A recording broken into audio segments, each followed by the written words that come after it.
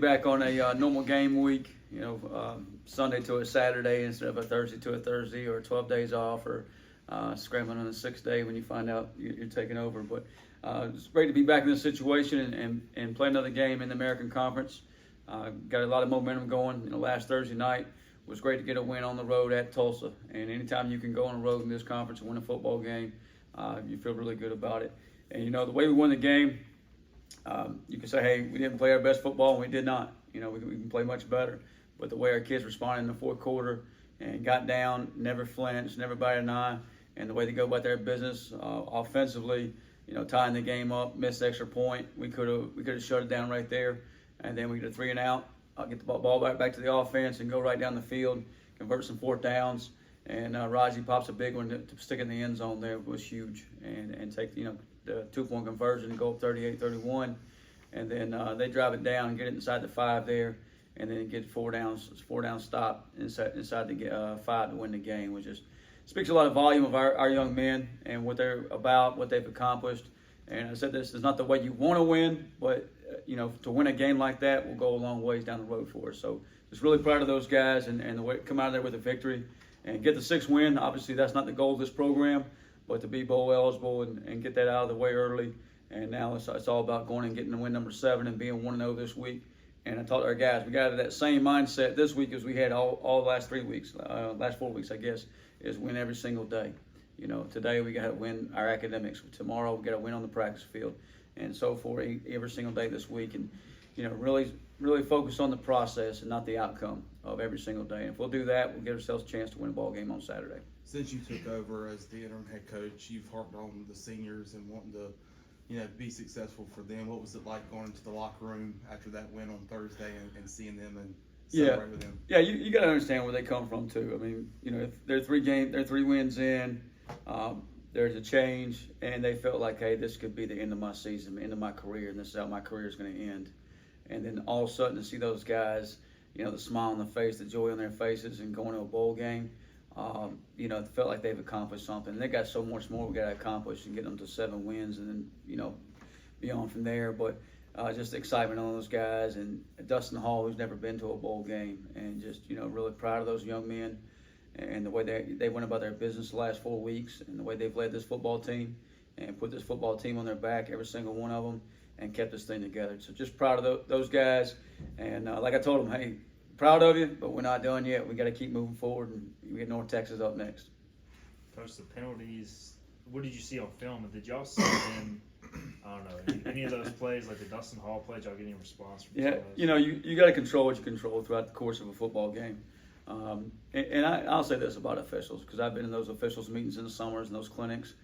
I'm not sure I ever want to be an official. They got hard jobs, and they're going to get some right, they're going to get some wrong, and it is what it is. And we sent a couple plays in, including Dustin's, and I think a PI on TSAV that we didn't get called, and then the intentional grounding.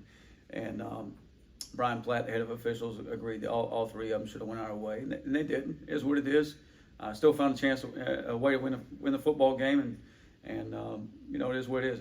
And some of those penalties, like I said the other night, just proud of our guys that they're effort things and not just ignorant, stupid penalties, which we had some of those too that we got to cut out. So those are what they are, and you're going to have nights where those get called against you, and you're going to have nights where they go for you. At the end of the day, you got to keep going about your business, control what you control, and make sure we do the things we need to do to win a football game. Coach, how hard is it to stay focused, you personally, on the task at hand and not worry about, is this a job interview I'm on, that kind of thing? Yeah, you still got to keep the main thing the main thing. It's hard. It really is, because you get you get to this point, and all you've told the players, worry about today, worry about this, worry about that. And as you get closer to the end, it's like, hey, what's this thing going to look like in 2 weeks? And just talk to our players a little bit about that yesterday. Say, hey, we got to keep doing what we do. We got to keep winning today. We got to keep worrying about North Texas and let that fall where it may. And obviously, I want to be here. I want to lead our young men, lead this program, and be part of those young men in our locker room, and keep going about our vision and keep representing Pirate Nation in East Carolina the best I can. But the main focus has got to be North Texas. I can't worry about what's going to happen in December. The young men in our locker room can't worry about what's going to happen in December. We got to keep focused on today and win the day, and see if we can get a win this week versus North Texas.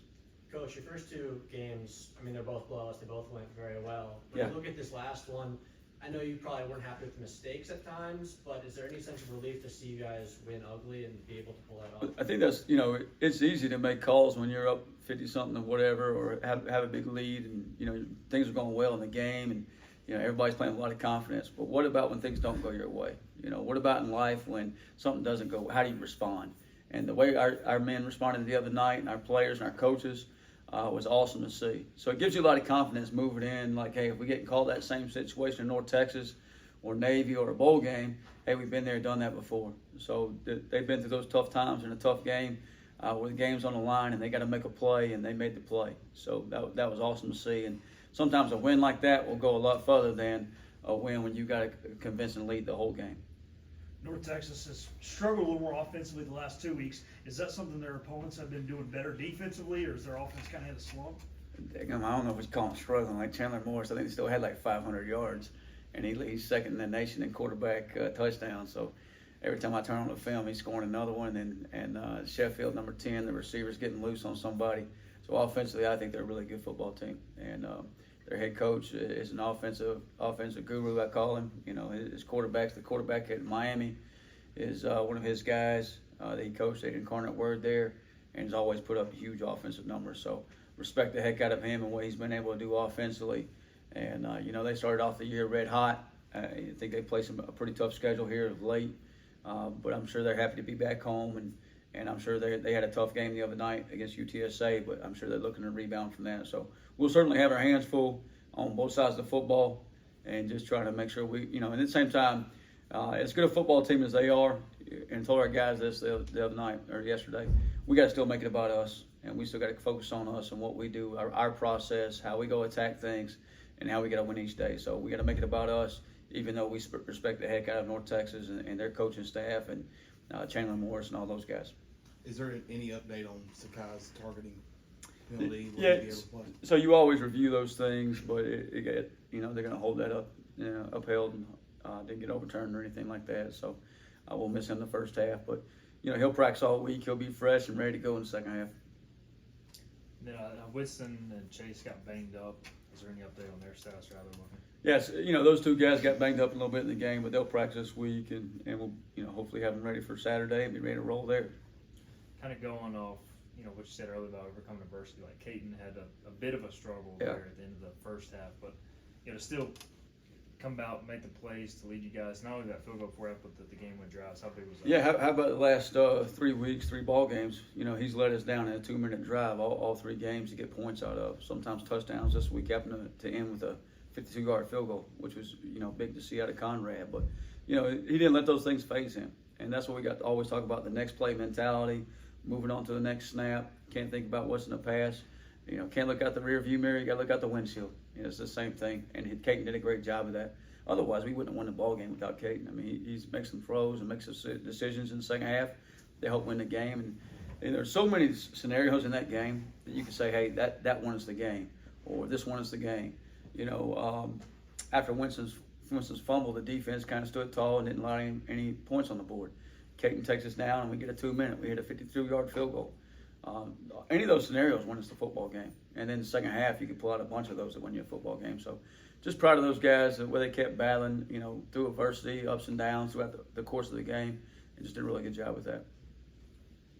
Y'all's DBs, they were in pretty good position on most of those big plays. So is that teach tape just on how to break up the ball? I mean, I know you got to credit the receiver some. Yeah, I thought their receivers did a good job going up and getting the football and high pointing, and we did not. And we got to do a better job of that. And like you said, we're there in position. It's not like we've turned somebody loose down the field. We're there. We just got to go up and make the play, and do a better job of that. And obviously, we got to do a better job of fourth down, staying on side, so we don't keep a drive extended. There's so many little things in that game. We could easily be up 21-3 early in the ball game there, and probably goes maybe like Temple or maybe like FAU, and you don't go through all those adversities. But at the end of the day, we probably needed some of that too. We really did. But that, if we don't have those mistakes early in a drive, it never allows them to get down the field and throw a jump ball up in the end zone. So we got to make sure we do a better job defensively, limiting possessions. And certainly if you give Chandler Morris extra possessions or extra time, extra downs, he's going to make you pay. I was just curious about the end of the game. Obviously, kind of a chess match as far as the time. Yeah. Taking the time. Like, what was kind of your thinking there to try and save time if they do score? I was just talking. We were just talking about that upstairs with John David, and I said, my whole mindset once they got inside the 10, it's not. They got 4 downs. It's not the time that you're going against. It's the 4 downs you're going against at that point, and you want to save as much time for our offense as possible. There's a ton of scenarios. The best case scenarios, keep them out of the end zone and win the game, and which we did. If they tie it up or if they were to go for 2 and take the lead, you still got to leave enough time for your offense. So the worst thing you want to do is let the clock run and just let it ride from there. And then you got to figure out, do I want to save save 1 timeout? Is it best to save no timeout? So all those are going through your head.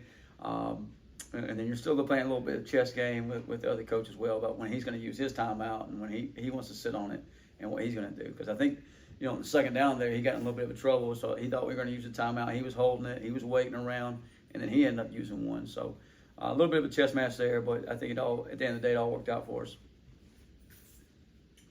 Anything else for Coach Harrell? Thank you, sir. Yeah, appreciate you guys. Appreciate it, Coach.